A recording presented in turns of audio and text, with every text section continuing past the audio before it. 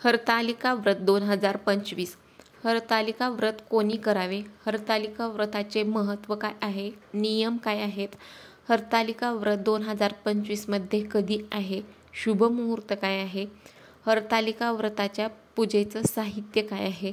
त्यानंतर सौभाग्यवानाचे साहित्य काय आहे? ही संपूर्ण माहिती आपण आजच्या व्हिडिओमधून पाहणार आहोत. तरी व्हिडिओ हा शेवटपर्यंत नक्की पहा आणि चॅनलवरती नवीन असाल तर चॅनलला नक्की सबस्क्राईब करा. हरतालिका हे एक महत्त्वाचं हिंदू व्रत आहे जे की प्रामुख्याने स्त्रिया करतात. हे व्रत हे भाद्रपद महिन्यामधील शुक्ल पक्षाच्या तृतीया तिथीला केलं जातं.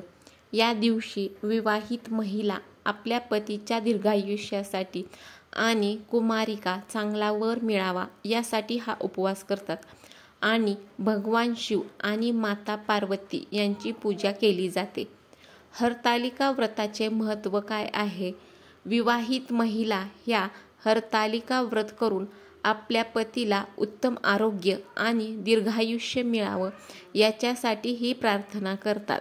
चांगला जोडीदार मिळवण्यासाठी कुमारिका मुली ह्या चांगला पती मिळावा याच्यासाठी हे हरतालिकाचं व्रत करत असतात. पार्वती आणि भगवान शिवशंकर यांच्या भक्तीसाठी हे व्रत माता पार्वती आणि भगवान शिवशंकरांच्या भक्तीचं प्रतीक आहे. या दिवशी त्यांची पूजा केल्यामुळे आपल्या घरामध्ये सुख समृद्धी येते. हरतालिकेच्या व्रतामध्ये स्त्रिया ह्या 16 शृंगार करून विशेष करून सौभाग्याच्या वस्तूंचा वापर करून त्यामुळे त्यांचे सौभाग्य हे अखंडित राहते. तर याच्यासाठी सुद्धा ही हरतालिकेचं व्रत हे केलं जातं. त्याच्यानंतर हरतालिकेच्या व्रतामध्ये निसर्गाची पूजा सुद्धा केली जाते.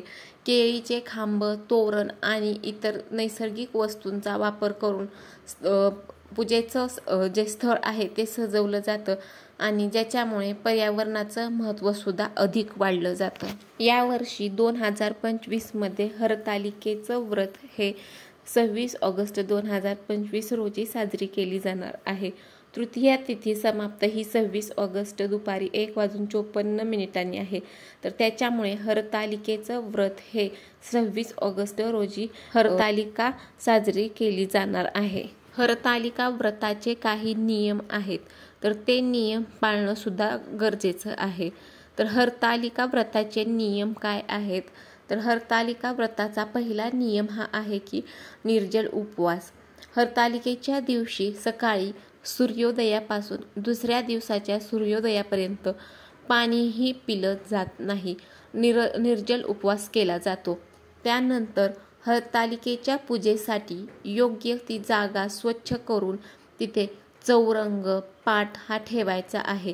केळीच्या खांबांनी त्याची सजावट करायची आणि चौरंगावरती माता पार्वती आणि शिवशंकरांच्या मूर्ती किंवा फोटो ठेवायच्या आहेत आणि मग पूजा करायची आहे. पार्वती आणि शिवशंकरांची पूजाही करायची आहे. धूप, दीप, नैवेद्य दाखवून विविध प्रकारची पत्री आणि फुलं वाहायची आहेत. त्यानंतर पूजेनंतर हरतालिका तीजची कथा ही वाचायची आहे. जर तुम्हाला वाचणं जमत नसेल तर तुम्ही ऐकली तरी सुद्धा चालेल. उपवास सोडताना तुम्ही फलाहार करून उपवास सोडू शकता. हरतालिकेचं व्रत तुम्ही करणार आहे तर त्या दिवशी तुम्हाला काही गोष्टी टाळायच्या आहेत. हरतालिकेच्या दिवशी तुम्हाला झोपणं टाळायचं आहे. त्यानंतर उपवासाच्या काळामध्ये अन्न आणि पाण्याचं सेवन हे पूर्णपणे टाळायचं आहे. हरतालिका व्रत पूजा साहित्य: हळद, कुंकू, गुलाल, रांगोळी, तांब्या, तामण, पळी, भांडे, पाट, गंध, अक्षता, बुक्का, फुले, तुळशी, दुर्वा, उदबत्ती, कापूर, निरांजन, विड्यांची पाने 12, कापसाची वस्त्रे, जानवे, सुपाऱ्या 12, फळे, नारळ 2, गूळ, खोबरे, बांगड्या, फणी, गळेसरी, पंचामृत साहित्य: दूध, दही, तूप, साखर, मध, त्याच्यानंतर 5 खारका आणि 5 बदाम. सौभाग्यवानाचे साहित्य: तांदूळ 1, नारळ 1, फळ 1, सुपली, आरसा, फणी, हिरव्या बांगड्या 4, हळद, कुंकू, त्यानंतर सुट्टी नाणी 5 रुपयांची. सौभाग्यवान देणं शक्य नाही झालं तर यथाशक्ती रुपयांमध्ये दक्षिणा द्यावी.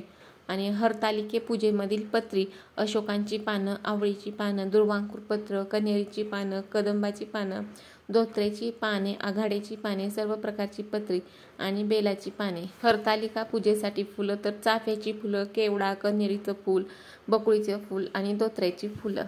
हरतालिका हे व्रत विवाहित आणि अविवाहित महिला दोघीही करतात.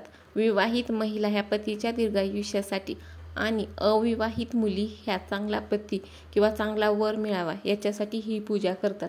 विवाहित महिला ह्या हरतालिकेचं व्रत हे प्रामुख्याने विवाहित महिला त्यांच्या पतीच्या दीर्घायुष्यासाठी आणि सुखसमृद्धीसाठी करतात. या दिवशी स्त्रिया ह्या निर्जली उपवास सुद्धा करतात, पाणी सुद्धा पित नाहीत आणि पार्वती माता आणि शिवशंकर यांची पूजा करतात. त्यांच्या पतीला चांगलं आरोग्य आणि दीर्घायुष्य मिळावं याच्यासाठी त्या प्रार्थना करतात. आणि अविवाहित मुली चांगले आणि योग्य पती मिळावे याच्यासाठी हरतालिकेचं हे व्रत करतात.